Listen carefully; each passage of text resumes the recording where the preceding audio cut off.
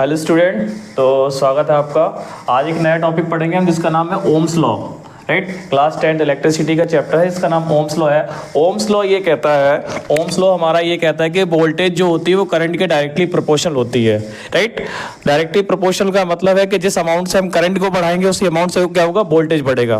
Right, अगर हम इसको वोल्टेज को 2 टाइम्स बढ़ाते हैं तो करंट को 2 टाइम्स बढ़ाते हैं तो वोल्टेज भी आपका 2 टाइम्स बढ़ेगा।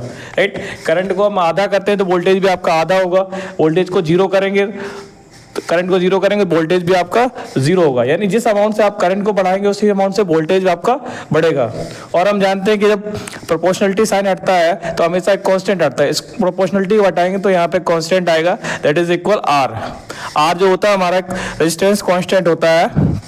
राइट, तो इसका फॉर्मूला बनता है V is equal to I R. अब देखते हैं इसके ग्राफ के बारे में बात करते हैं। तो इसका जो ग्राफ बनता है वो हमेशा कैसा बनता है, स्ट्रेट लाइन बनता है। राइट, स्ट्रेट लाइन कैसे बनेगा, क्योंकि इसका जो स्लोप होता है, स्लोप हम जानते हैं 9th क्लास में पढ़ा हमने। राइट, दो एक्सिस को जब डिवाइड करते हैं तो हमेशा क्या मिलता है, उसका स्लोप मिलता है। तो voltage, change in voltage upon change in current निकालेंगे तो हमें क्या मिलेगा, रेजिस्टेंस मिलेगा।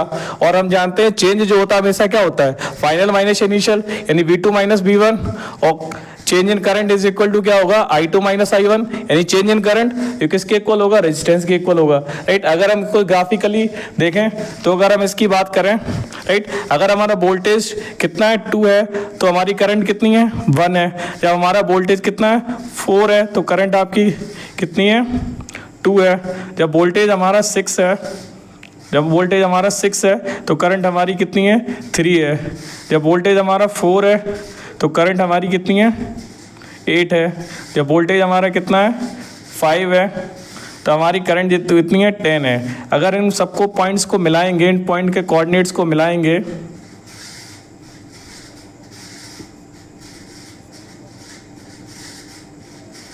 इन सबको मिलाएंगे तो हमें एक स्ट्रेट लाइन मिलेगी।